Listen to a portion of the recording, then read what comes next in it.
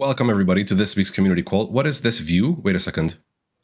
Much better. Okay. So welcome, everybody, to this week's community call. It's been a while. I was on holiday last week, and I'm told that no community call took place last week, which is a big mistake.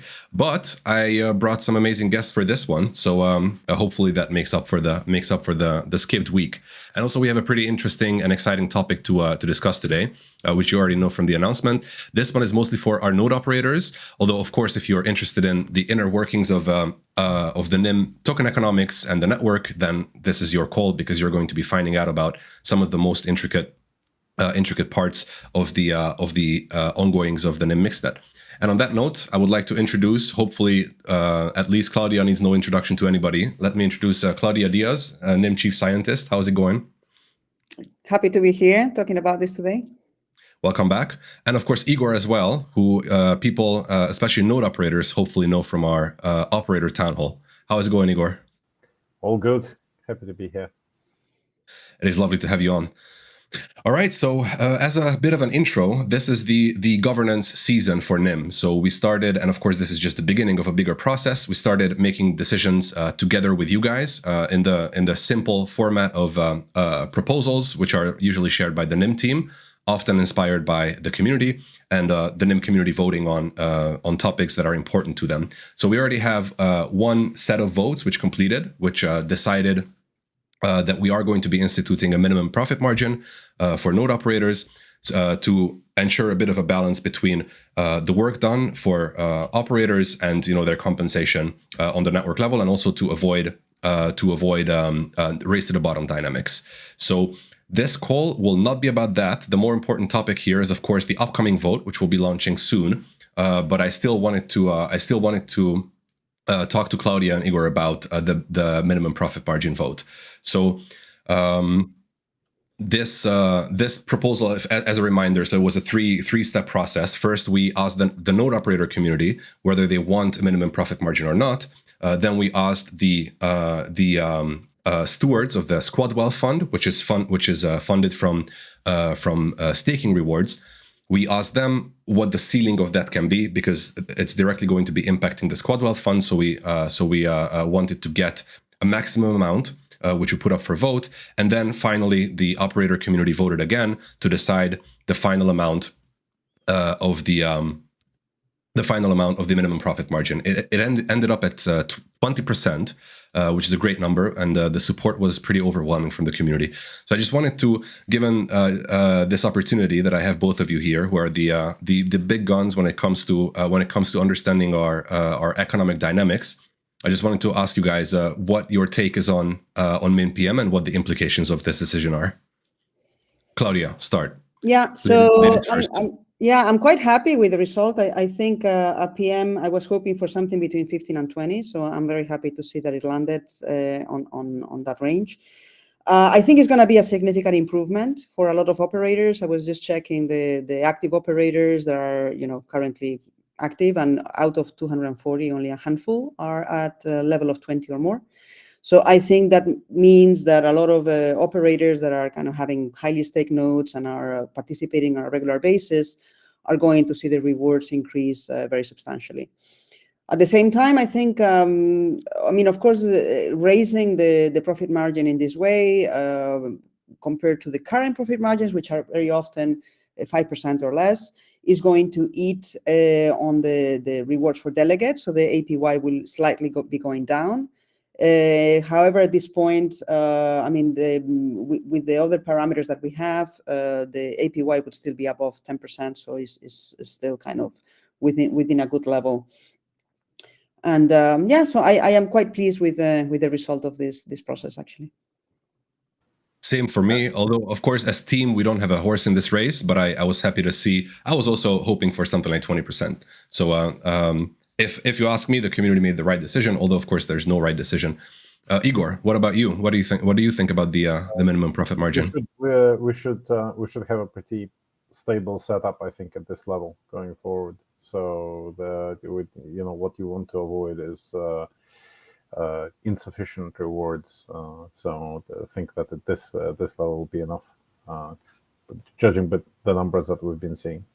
So But again, it keeps me pretty happy, even though I'm not invested in that in a particular way. Yeah. So for the entire network, I think it's important that operators are rewarded well. Of course, the business proposition of operating a Nym node is basically the profit margin that you can make by operating a node. So making sure that it's a decent pay for your honest work is really important for the network overall. And of course, the outcome of that is happy end users, happy operators, happy everybody. Now, let's quickly run through. Like I said, there was overwhelming support. If my memory serves me well, it was 87, 89% for and 11 or 13% against. I'm not entirely sure, but it was the proposal was supported overwhelmingly. But there were some concerns.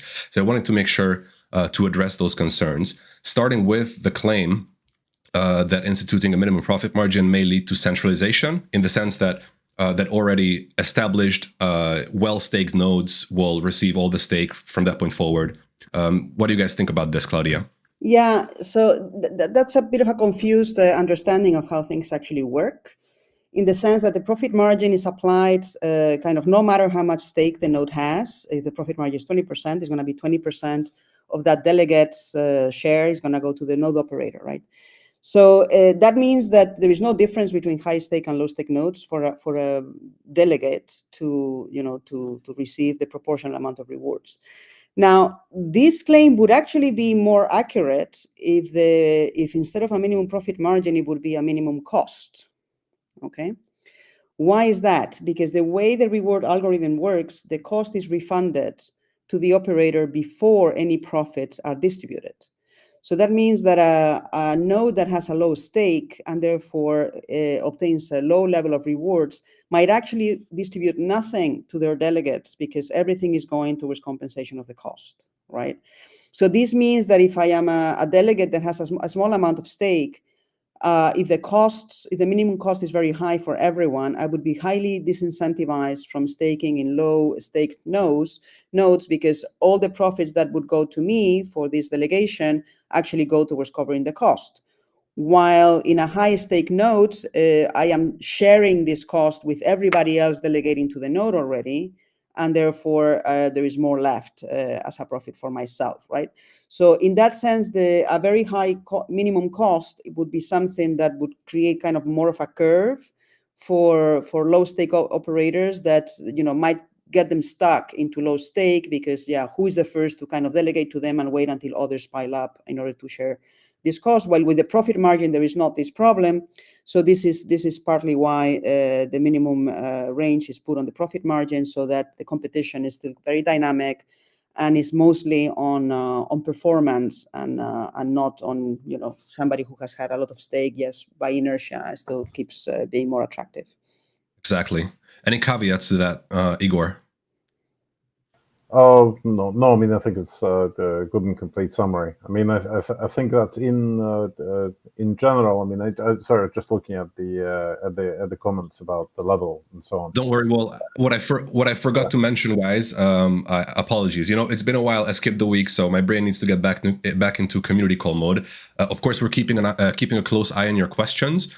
So if you have any questions, then share them here in the YouTube chat or the Twitch chat. Or if you want to preserve your privacy, you can also share them on the Nym Matrix server. We're also keeping an eye there. And I already see a good question, which I'm gonna ask Igor and Claudia right after this one. But there's another concern. So let's move on to this one. So this you also already mentioned, Claudia, but let's linger on this a little bit. So obviously, like I already explained, instituting a minimum profit margin shifts the balance between operator rewards and delegator rewards. This is the whole point, right? So that means, like you said already, that the delegator APY is going to be dropping. So you and I had a conversation about this before we initiated the vote, if you remember. Can we talk a little bit about what this means for Nym, maybe what the projections are for delegator reward for over a longer period, all of that stuff. So is this a concern, you think, especially considering this 20% value, or is it not that big of a concern? Yeah. So, I mean, obviously delegates, would prefer to have higher APY than lower APY. So the drop in that sense, I mean, 20% is not huge, but it's also not insignificant. However, I mean, we need to think that, so there is a kind of a two effects here that we need to take into account.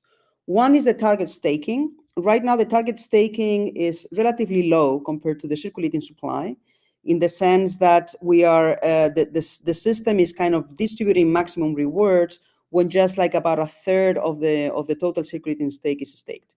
If more people would start staking into the system and this would kind of get too saturated, this ceiling would have to be raised, and that would mean that more people, more stake tokens have to divide the same reward. So that would, further distribute more broadly the delegator rewards. If this would go all the way, then delegation rewards would of course be lower than they are today.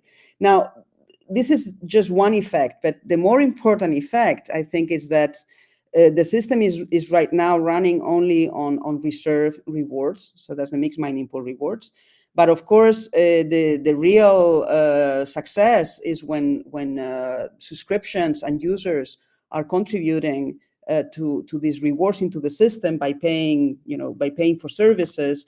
And if this is successful, then this is how the rewards actually become higher, both for operators and for delegates. So that's really long term. That's really the key thing we should be focusing on. Otherwise, it's just, it's a dwindling reserve that slowly gets depleted.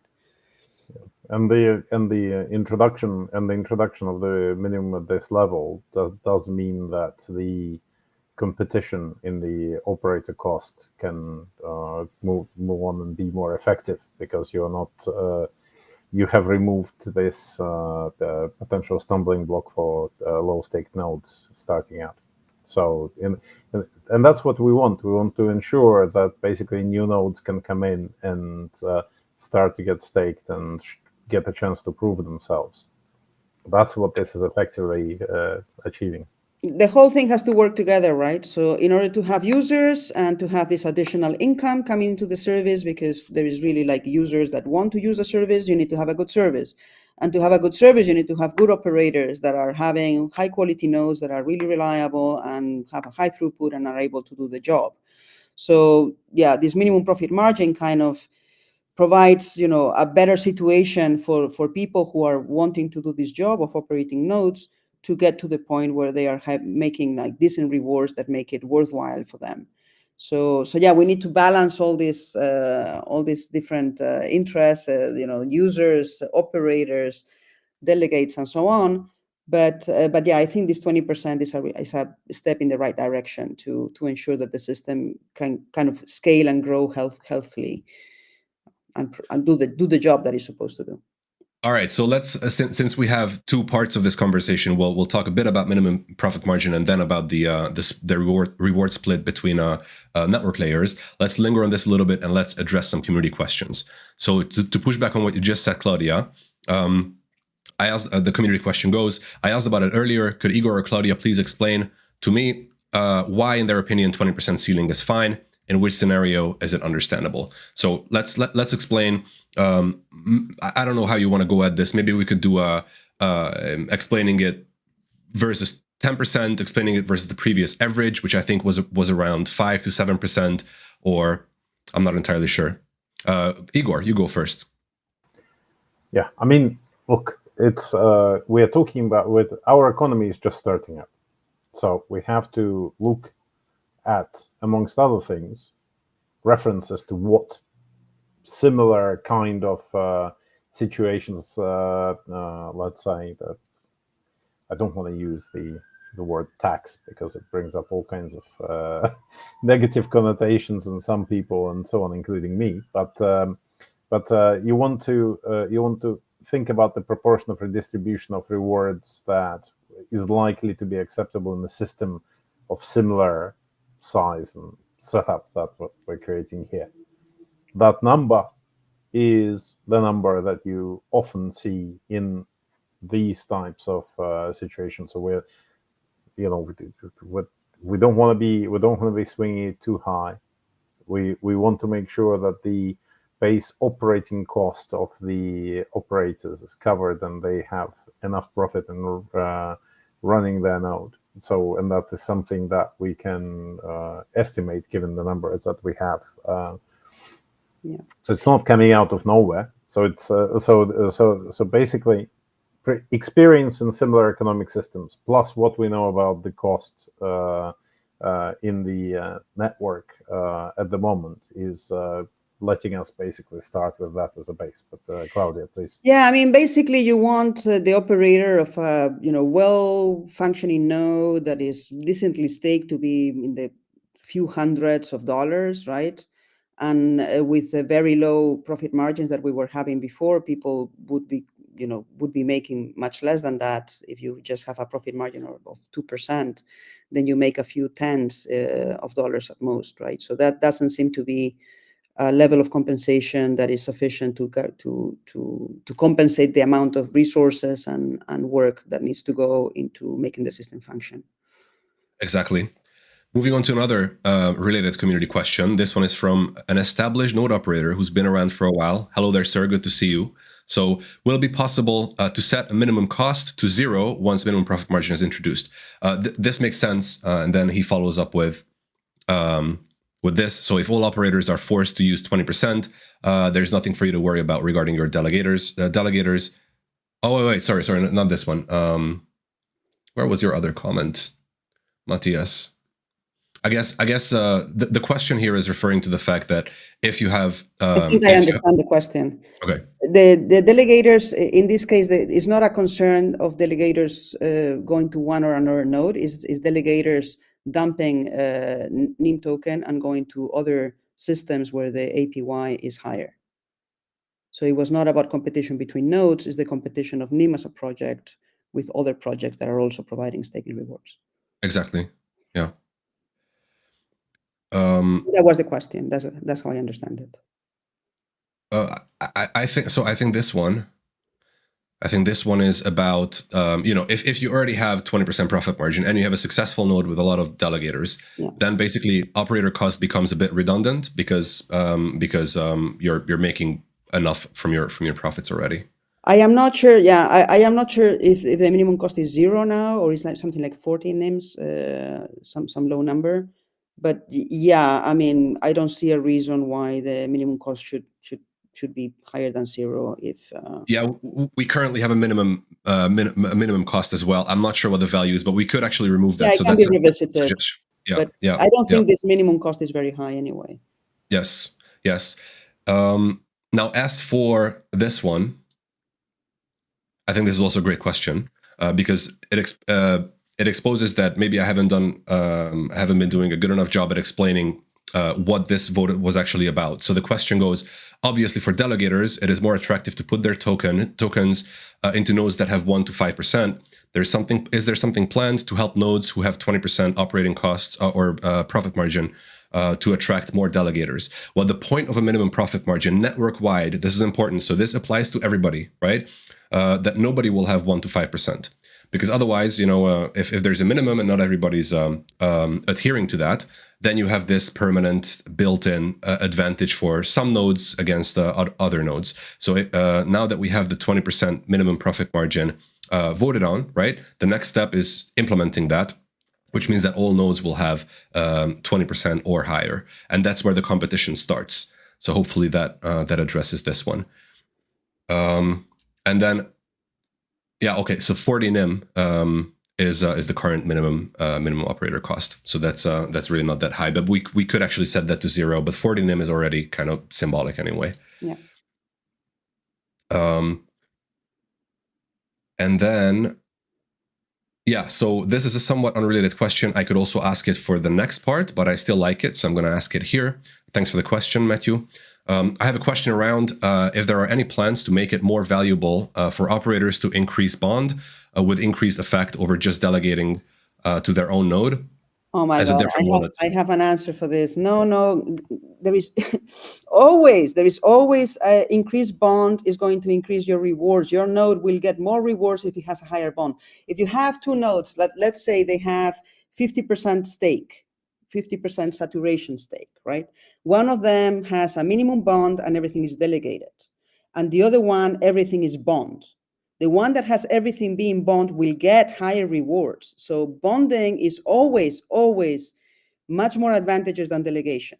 Okay, I cannot stress this point enough. I mean, this is done on purpose in the reward algorithm, because this is a way to give a premium to people who have their skin in the game. So I am not only doing the job of running the node and installing updates and making sure it's functioning correctly, I'm also investing in my own kind of business, my own node, my own capital. So this has a higher value in a way that people who are just, operating things, but receiving all the funds from delegation.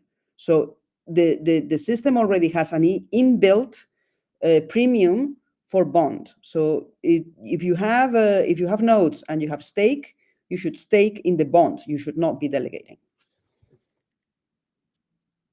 I mean, to be clear, I think maybe where the confusion is coming from is the fact that percentage-wise, right? If you operate a node and you have really low bond and you have a lot of delegations, then percentage-wise, you're making mad bank on the small bond that you put up. Yeah, no, but if you have an amount of stake that you want to stake, and you are an operator, you should always stake as a bond. You should never delegate. It's not that you're getting the same or delegation bond. No. By increasing the bond, you're increasing not only your own share of rewards, but you're increasing the total rewards of the node. So you also make your node more attractive to delegators, because it's a node with a higher bond is a node that has higher rewards and higher potential rewards, even if it has lower stake, but has a high bond. Once this node becomes more and more saturated, it's going to be more profitable than a node that has lower bonds. So if people are having themselves a stake and are acting as operators, they should always, the optimal way to use your own stake is to bond it to your own node. Okay, that's fascinating. I'm sitting here 2 years after I joined Nym, and have been involved quite closely, but I wasn't aware of that. I didn't make this point. Yeah, we should probably make earlier. Maybe we should probably make this point. That's a very important point, actually, because this provides quite a bit of incentive. So to recap what Claudia just said, not only are node operators incentivized to bond their tokens instead of delegating to another node, but also the delegators are incentivized to delegate to nodes which have higher bond, so they make more profit there. There's a higher profit potential. That's great. Thanks. I learned something today. That's great. All right, so moving on, we have a whole bunch of other questions. I'm not gonna ask anything else here because we need to move on to the next topic. Actually, there's one question which I meant to, yeah, this one. Just real quick, when will the 20% minimum profit margin be implemented at the on-chain level? So please stand by for this. We're not sure yet, so we're looking into it. And if you keep an eye on the operator channels, so that's both on Telegram and also on Matrix, you're going to be the first one to find out. But it's coming soon, so it's just a matter of finding out or figuring out the specifics of the implementation. All right, now with all of that said, let's move on to our actual topic, which was the announced topic of this call, which is the reward split among network layers. Now, we, of course, had the recent Node Operator Town Hall, which hopefully someone, I don't have Salazar here with me today, so maybe someone can find the link and drop it here in chat to that recording, but we will share it in comments after the call is over anyway. So make sure to watch that if you want the proper deep down into all of the stuff that we're gonna be talking about today. But in short, gateway rewards are going to be introduced. This is very important for the Nym network and also its operators, because this is basically the last final missing piece of the puzzle when it comes to Nym going public and Nym going Nym getting a lot of adoption, right? So it's very important to reward the crucial work of gateways, both entry and exit gateways. Now, of course, this comes with a whole bunch of math and a whole bunch of changes in our token economic model. So, Igor, I thought since you had the presentation about this in the Node Operator Town Hall, maybe you could walk us through just real quick. So we don't need to do the whole presentation, but let's walk through with Claudia's comments. I'm sharing my screen. Just one moment. Of course, just yeah. Good. I stopped sharing my screen. That's what I did. So I'll share it again. There we go. There you go. And now with Claudia, which is obviously much better than just me. So major upgrade in and of itself. Major upgrade. Exactly. So why do we want to change the reward scheme? Because we want to ensure that the gateways are rewarded, as I think everyone's already mentioned so far. So we are, in a VPN, the critical value that comes to the system, apart from the encryption and the security of the tunnels and so on, is, of course, the ability to enter and exit the network in as many points as possible, hence the gateways, and hence they need to reward them and ensure that this is something that we do in a way that stimulates enough of our nodes to provide that service. So as simple as that. So Claudia, anything else? We'll try to run through these slides quick anyway, because the idea is not to repeat the presentation, just to remind speed run. We're gonna do a speed run. Speed run. There we go. So speed run main changes. Just let me know when I should skip slides. Yeah, that's fine. I think that this one is fine. So we've got. Sorry. Next slide. Just say next slide. Yeah, that's fine. That's fine. I was just saying that slide. That's fine. So we've got active set of 240 nodes that we're still planning to have. The rewards distribution you see here is what we had in mind originally, but we're actually going to talk a little bit further, and I don't want to steal Claudia's thunder here, but we will be opening that up for discussion in terms of reward distribution. So the kind of questions that that we're having now, why 20%, etc. That's we're going to have the opportunity as well to see what the community thinks with regards to the relative rewards for the exit gateways. But what we were thinking in our analysis of the situation is that the gateways, both the entry and the exits, need to be rewarded more, and exit in particular, due to the potential extra issues they may have, and for that, the proportion of the reward that they will be getting will be higher. So, and in terms of the reward distribution, you see the numbers here. So, Claudia, I think we can move on. Yeah, I mean, the numbers, this was kind of the first idea we had on how to distribute over layers. But this is precisely what will be put out for a vote, like to what extent the exit premium should go, and should it be only an exit premium, or should entry gateways also have a little bit of a premium for the kind of extra work they do? They have to do some more things than mixed nodes, because they have to keep some state, they have to validate credentials, so they have a little bit more work to do.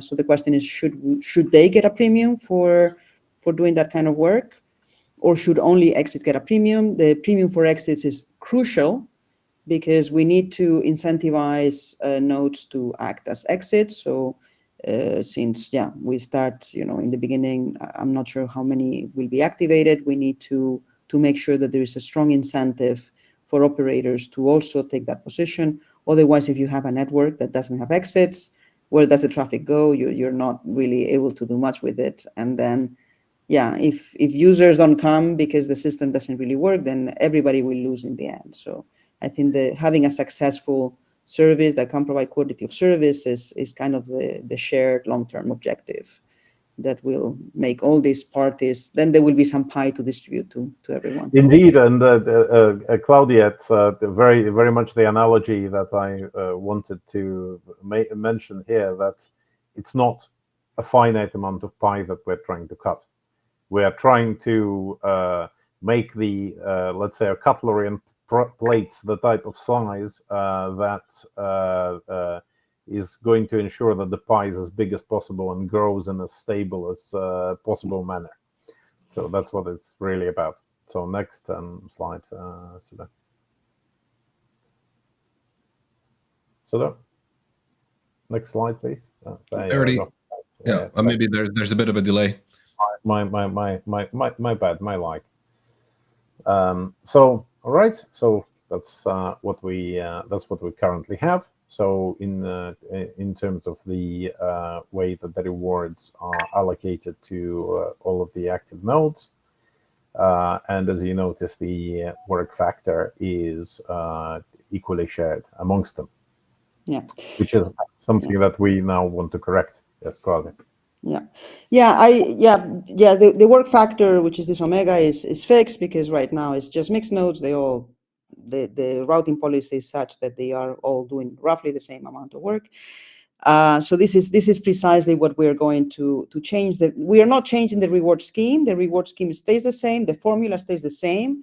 What changes is the way this omega I is calculated for each of the nodes, right? So this is instead of being a constant value, is going to depend on the number of inputs, how much usage. I mean, we will go now into the new inputs. The other thing I wanted to, since we have the reward formula in front of us here, if you see this alpha multiplied by lambda and then things divided by 1 plus alpha, right? This alpha factor is the one that is going to increase your rewards when you have a high bond, okay? Because this lambda is the bond, is how much the bond is with respect to the kind of staking supply, right? So the higher your bond, the higher this lambda. And as you can see, this gets added to the work you have done, right? And this is the premium for having a high bond, okay? So just to show people that this is actually part of the formula. In other words, it's basically, you could think of it's a magic network traffic that you didn't need to handle and pay for to your service provider and so on, that you will nonetheless be rewarded for. Yeah. By the way, I would like to ask the audience to stand by. I promise I will force these guys to explain the lambdas to make it very understandable for everybody. So just stick with us. Look at the equations. If you're not the mathematically minded, it's all going to be broken down in the upcoming discussion. Yeah. Next slide, please. Next slide.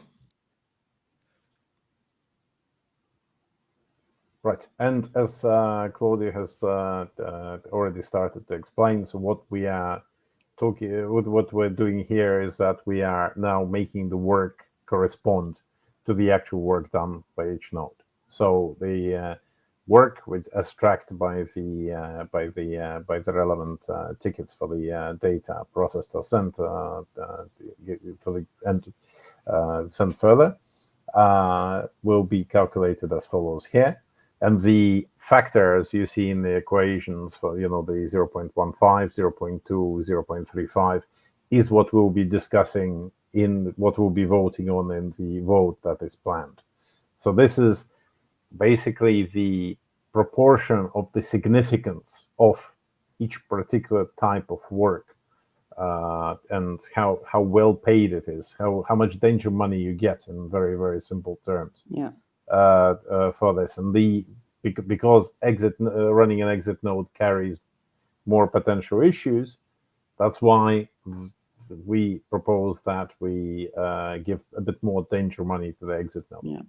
Without lambdas or complicated mathematical formulas. But there we go. Yeah. Yes, Claudia, please. So maybe to try to explain to people how this is broken down, right? And this is just for the mixed nets. And the complicated thing is that then we have also the VPN, 2 hop tunnels, and then nodes are going to be doing multiple things at the same time. So let's just break it down to try to make it simple for people to understand. So M work is the mixed network, okay? So if you imagine you have a pie, okay, with 100 units, right? And this is all the work of the mixed net, right? And then the next question is, okay, if this is the pie with 100% of the work, which kind of slice are we giving to each of the nodes participating in the mixed net, right? So we're doing this in 2 stages. So if you think about the mixed net, there is essentially 5 layers, right? So there is the entry gateways, there is 3 mixing layers, and then there is the exit gateway. So the packets are relayed 5 times, right? So So just a bit. So if you're the visual type, the thing that is not shown on this here is the 3 layers. This is actually 3, not 1. So there's the entry, and then mix. There's 3 of those, right? So traffic enters, then goes through three layers of mixed nodes, and then exits. This is 5 layers. So this is the entry. There's three of these, and there's the exit, which is 1 more. So that gives you 5. Exactly.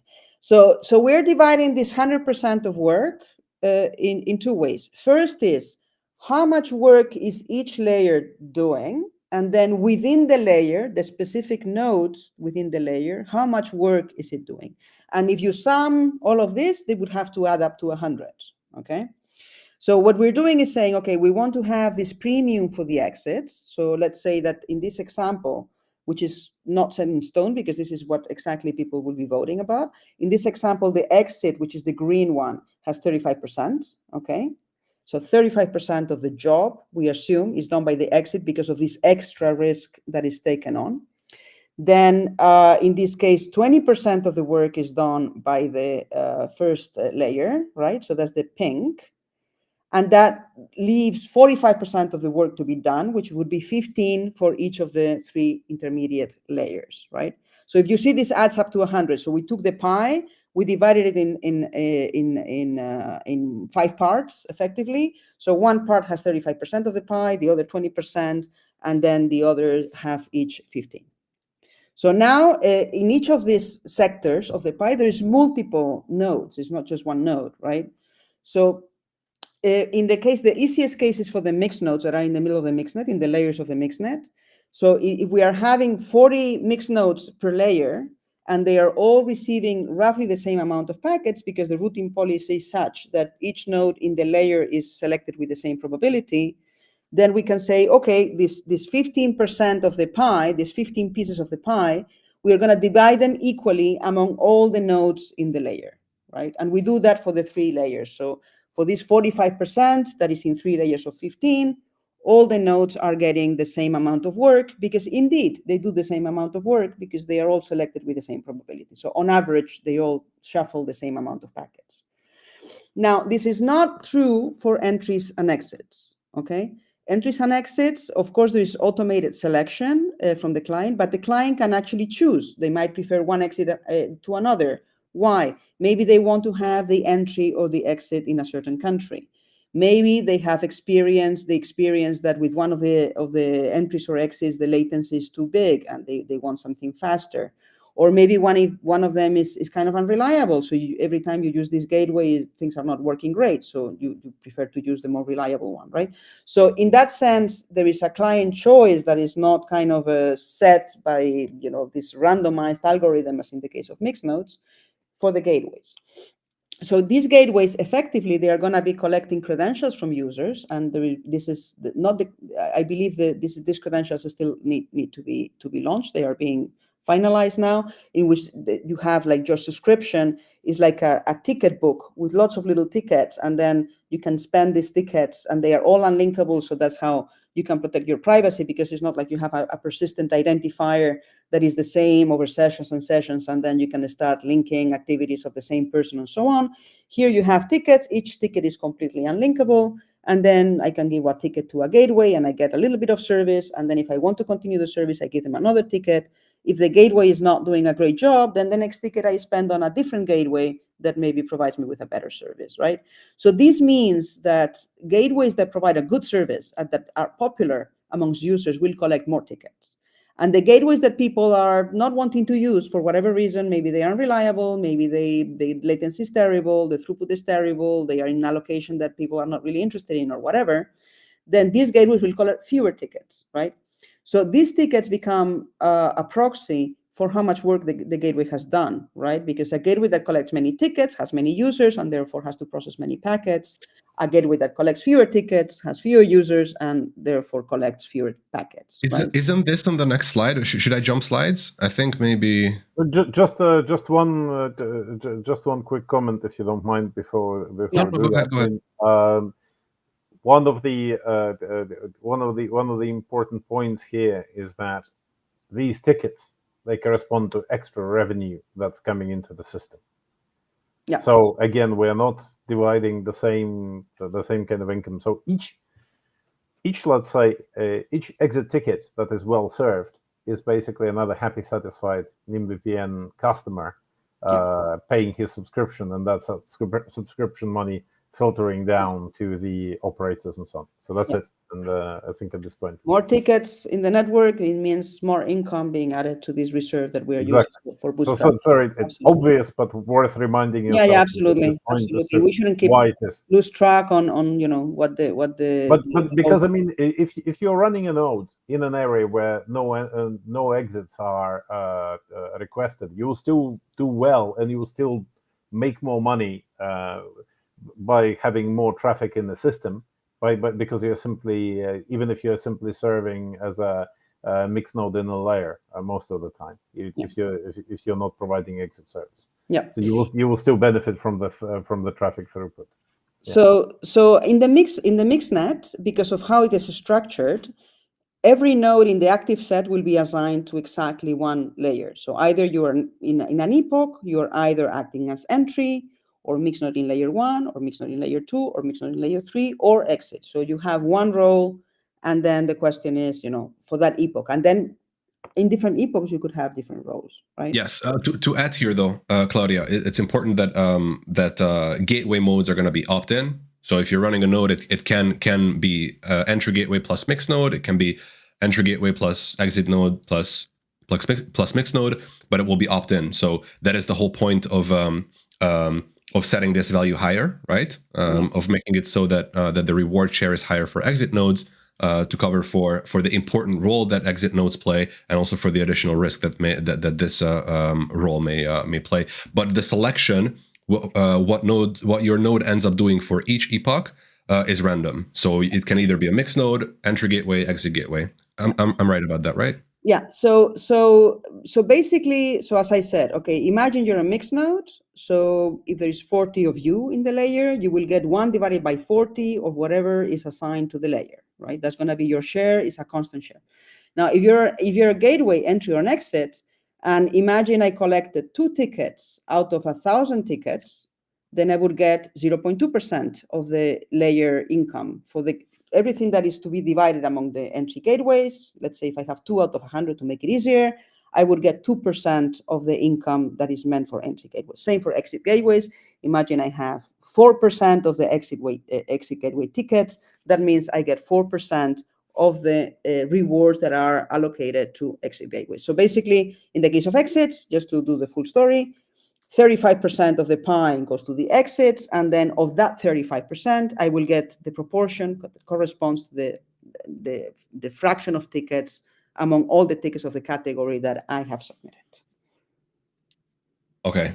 Yeah. Now we're ready to move on to the next slide. Yeah, and the next one is VPN. So when you're as we said, the node in the active set is only in one layer at the time. In the epoch, you cannot be at the same time mixed node and gateway, or mixed node in layer 1 and mixed node in layer 2. This is not allowed, right? So one role at the time. However, as all the nodes in the active set that have set the appropriate flags are available as for VPN tunnels, right? So if you have exit flag, also for acting as VPN exit. So basically now, so we said we were having this pie, which is 100% of the mixed network. Now imagine there is another pie with 100% of the VPN work, right? So, and now it's just two hops, right? So this pie, you divide it in 2. In this case, the division would be 40% of the pie is one side, 60% is the other. So the 40% of the pie, you're going to divide amongst everybody who acted as an entry VPN node, right? And here is the same as before. If there is 100 tickets and I have 1 ticket, I get 1%, okay? So I would get 1% of the 40%, okay? And in the case of exits, if I have 3%, I would get 3% of the 60% that corresponds to exits. So this was the 2 pies, right? Like one for mixed nodes, one for mixed nets, and one for VPN. As a node, you might be getting a piece from the mixnet, depending on which layer you're in. If you're entry, exit, or one or another layer, you get one piece of the pie. But you also get at the same time entry and exit VPN pieces of the pie if you're active providing these VPN tunnels for users in addition to the work that you do for mixing packets in the mixnet. Exactly. And then I will add here, guys, you will understand this once I show you, after this presentation, I will show you the options as well, which will be available on the vote. We will have 2 votes, so 1 post, 2 vote. One will be deciding this ratio for the second pie, and then for the first pie, which, wait, I will go back to, yeah, for the first pie, if you remember this one, of the mixnet rewards, there will be another vote, which will be deciding the ratio among these 5 layers. Yeah. And then, I mean, you still have to put everything together because I was talking about 2 pies, right? So there's the mixnet pie and there's the VPN pie, but in reality, there's only 1 pie.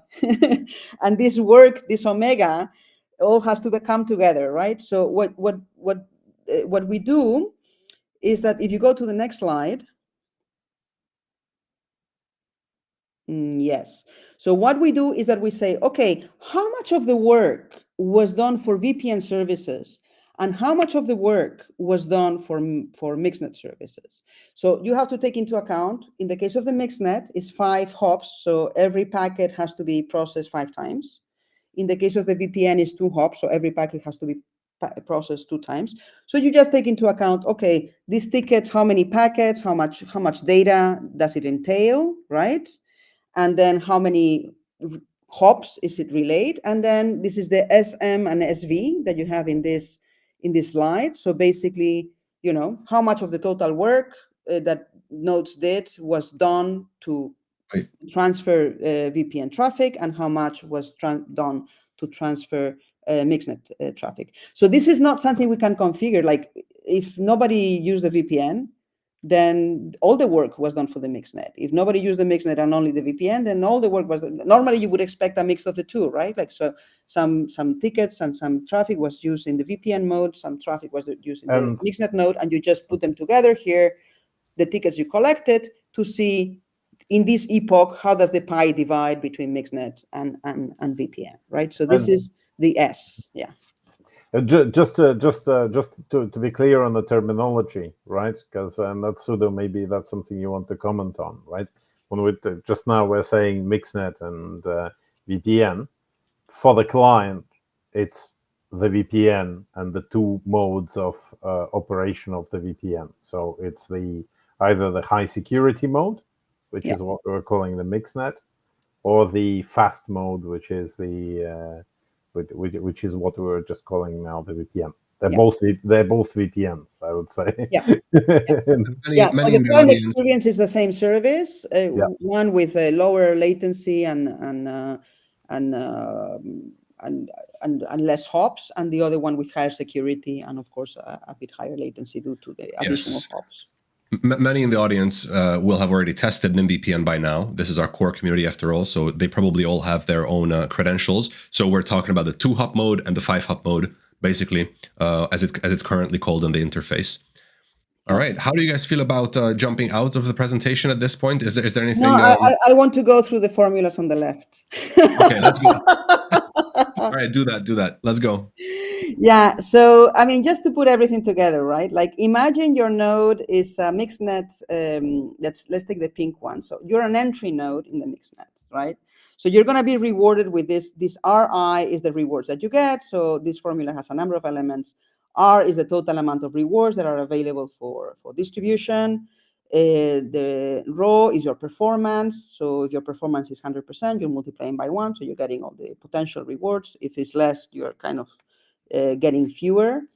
The sigma divided by beta, this is your saturation level, right? So this is staking related, the total stake.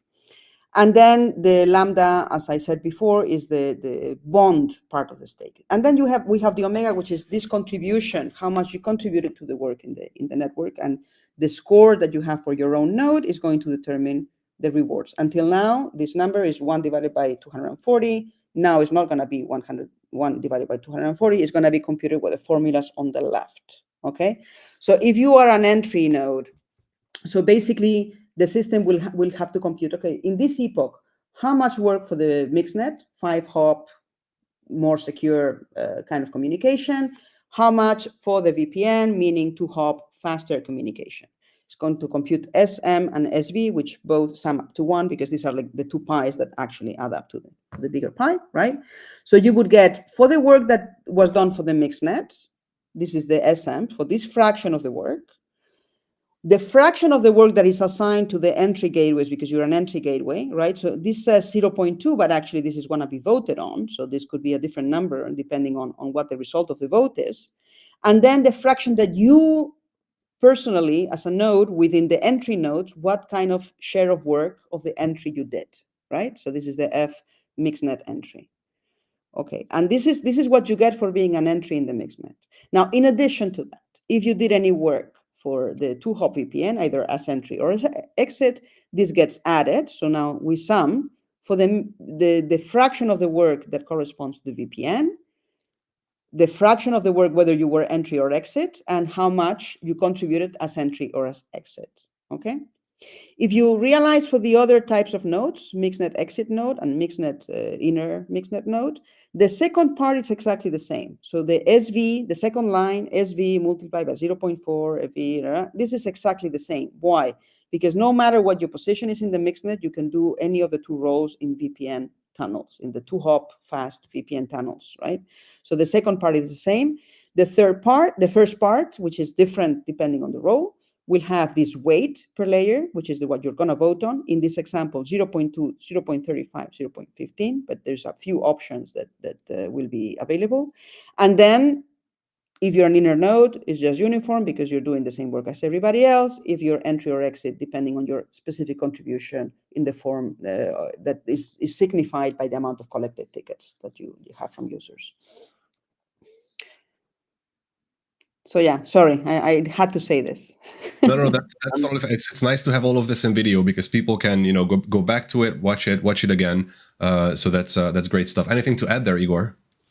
No. I was just going to say we can skip out because the last couple of slides are examples that people can look at their leisure anyway. So yeah. All right, excellent. Now, oh, wait a second. I'm going to remove my screen. Yes. All right, now let's put all of this in the context. Actually, first, let's do main takeaways in the context of the upcoming votes. What would you say are the things for people to remember from all that was discussed? Don't say everything. You need to say 2 sentences. Claudia, start. So the things to remember are that acting as exit is going to be a new feature that will be rewarded with a significant premium. So this is something you should consider, whether you're willing to do that or not. And second, that is going to be more adjusted to the contribution of every node to the network and not just kind of the same for everyone, regardless of what's going on. And on my side, just to add to that, I'd like to say that without enough, to grow the total pie of income for everyone, we need to have people acting as exits, and at the same time as well, we need to have people willing to fulfill all the other parts of the roles in the mixnet, and both and also being the entry gateways for the VPN. So please, when you're thinking about these numbers, don't think about how much money will I gain or lose, but also consider that we need to set the levels such that there's enough interest so that the network can keep growing, and we have more and more gateways, for traffic to exit the system, which is fundamentally what is going to be one of the biggest, let's say, selling factors for us as a VPN. Yeah. Exactly, and also by extension of that, of course, also for the network overall, which you're the operators of. So it's just as much your product and service as it is Nym's. All right, now moving on, I will share my screen again, or show my screen again. This document will be shared with you guys at a later point. I'm not actually starting the vote today because there are some formatting issues on this course. I want to make sure that everything is as clear and simple as possible. but the options offered, so these are going to be the 2 votes here. This is not going to be in there to not confuse someone who's not mathematically minded. Just the split also explained what that split. So this is the entry gateway, exit gateway for 1 pi, if you remember from the presentation, and then for the 5-hop pi, there's the entry gateway. 3 mixed nodes is always the same. This is not configurable, right? So it's only configurable in one piece, because like Claudia mentioned, the amount of work done by each mixed node, which is active, is always the same. So these 3 in the middle is always going to be the same. And then of course the exit, as explained, with somewhat higher rewards to account for the importance and operational risks. Now let's talk about these options a little bit, Claudia, because you were the one to outline this doc. How do we end up with these options? What was your thought process? Well, I mean, it's very, I think, as has been said already by Igor and all of us in the call, is really essential that the premium for exits is attractive enough that the network is going to have sufficient numbers of exits.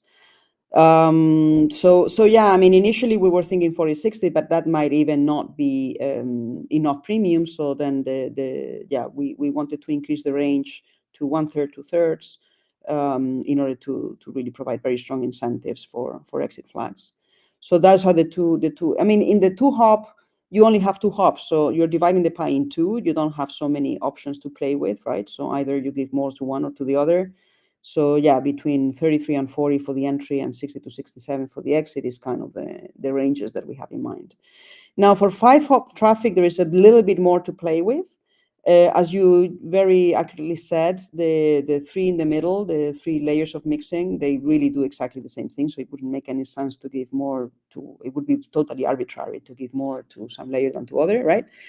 But there is 2 questions here. One is, what is the level of premium that the exit should get? And here the range is between 32 and 36. So yeah, some people might think that, higher or lower is more appropriate. And then if you see between the first 2 options and the second 2 options, in the first 2 options, the gateway has a slightly higher reward rate than the mixed nodes, while in the second option, the entry gateways have the same level of rewarding as the mixed nodes as a set, right? So that's a bit a question for the community, whether the extra work that is done by gateways, namely checking credentials and maintaining state with clients, is something that really merits some sort of premium, or whether this is not significant enough as an extra work compared to mixed nodes that they should be treated in the same way, and therefore the premium is that goes to exits is taken equally from all the other layers. All right. I will expand on that in a little bit, but let's address this first. I already said, but question from Beyond. Will this presentation be posted somewhere in the community? Yes. So once again, what will happen is that this document in its final form will be shared as a PDF with all the details for the nerds, right? It will, and also the context. So here there's a nice explanation of what this vote is about. And then this will be linked along with the recording of today's community call. This will be linked in the vote itself, which will contain a simplified version of all of this. So hopefully, you will understand at least superficially what these values mean, and what you're voting on. And if you want to go into the details, you will have all of this content to engage with to understand everything. This vote will be open for longer than usual, so we will keep it open for 2 weeks to make sure that everybody has the time to get up to date. And of course, for that time, we will be available for questions on Matrix and myself also on Telegram and everywhere else. So yeah. Now, wait, I wanted to say something, but now after that. Well, I forgot. Okay, yeah. So let's actually spell this out, like what these options mean. So once again, this is the first value is always entry gateway. The next 3 here are always mixed nodes, and then the last one is exit gateway. So basically, essentially, what we're talking about here, the first option says that entry gateways, because of the extra work that they're doing, they get a slight premium over mixed nodes, and then mixed nodes all get, of course, the same value, which is slightly lower, and then exit gateways get slightly more. So exit gateways get the higher. The next option is the same split, but it favors exit gateways a bit more. This option does not differentiate between an entry gateway and a mixed node. So this is the same for entry gateways and mixed nodes, and then this is also the same for entry gateways and mixed nodes, but it favors exit gateways a little better. Now, I want to pose the question to you, Claudia, and you, Igor. I'm a node operator. I half understand what all of this means, but I want to understand it from the context of me running a node. Maybe I want to opt in to be a gateway. Maybe in my region it's very risky, or whatever it may be. Maybe I just don't want to do that. What does this mean for me? How should I be voting for? So if I don't want to be a gateway operator at all, then I'm not participating in this pie at all, right? Yeah. So I mean, I think that the fair way to approach this is to say, okay, if we had to price this additional risk that goes to exits, how do we as a community price this risk compared to simply operating a node that is not subject to the risk, right? So, I mean, I think that's really what we're asking with this vote, right? Like to get a bit of a sense of what's the market value of the additional risk of exits, such that enough exits will be available in the system. Which is in everybody's best interest, of course, because in everybody's. I mean, you can try to scratch a little bit more in the very short term, but if the system is not really very usable and successful and attracting clients, then this is not going to be like a long-term sustainable business model, right? So I think the long-term interest of the system is what eventually benefits all the operators the most, right? So maybe I would just make it even simpler. So I think that if I was a node operator, if you're a node operator, then you should just vote for the option that you'd be happy with fulfilling all the roles in the system for. So if that split, if you're happy with allowing your node to be anything with this relative split of rewards, then that option choice is for you. Yeah, that's a good way to put it. Exactly. Now, I think we're actually done with the planned part of this community call. So I know it's a lot of info. Again, guys, I'm offering you myself, and also, of course, Claudia is also lingering, and Igor is also lingering on our Matrix server. So as we go through this vote and make this decision together, you can ask all your questions, and also, of course, suggest or share any feedback that you have. Again, one last time, this document will be shared with you tomorrow, and also the vote will be going live tomorrow, so keep an eye out for that. Now, I think I will stop sharing my screen, and let's do Q&A. Are you guys fine staying over a few minutes? Is that okay? I can stay a few more minutes, but then I have something else in 20 minutes. Let's make it quick. I saw a good question from Rocio, and a community call cannot finish without at least one Rocio question on the screen. So, and this is also a good one. So, a question from Rocio: what characteristics of the nodes are part of the node selection algorithm? I think this is an important one. Yeah. So, you mean to be part of the active set, right? Yes. So there is essentially two parameters that are determining who gets selected to the active sets. One is the total stake of the node, and the other is the recent performance. So basically, these two are multiplied. The performance is weighted more heavily because we don't want to have nodes in the active set that are currently not performing very well. So you want to have nodes that have a recent good history of performance. And other than that, for equal performance, higher stake is going to give you more chances to be part of the active set. Thank you for that answer. Anything to add, Igor? No, but excellent summary. There is discussions of incentivizing as well certain locations if there is a need or not, but it's not clear that would be done via the reward algorithm, especially since entries and exits have this ticket collection mechanism for claiming their share of reward. So that kind of will favor very popular locations over less popular locations. So it's kind of a market mechanism that we don't need to prescribe. I think that at this stage probably it would be more confusing rather than less. Exactly. Yeah. No, and is the market itself, like what people are choosing, is going to kind of give a clear signal of where more servers are required and where servers are maybe not so attractive. And I mean, in the end, that's what we want to achieve. We want to ensure that there is enough. Basically, there's enough willing participants running the nodes in all the different locations we need. So exactly. Now, okay, wait. Let's do 2 more questions. Okay, I need to have one from Matrix as well. I have the Matrix questions as well. So one YouTube, one Matrix, and then I'll let you guys go. Okay, so also from Matthew, I guess this may be. I guess this may need to be flexible in the future, as if there are not enough running exits, you could also adjust rewards. You could adjust rewards, which I think is a good point.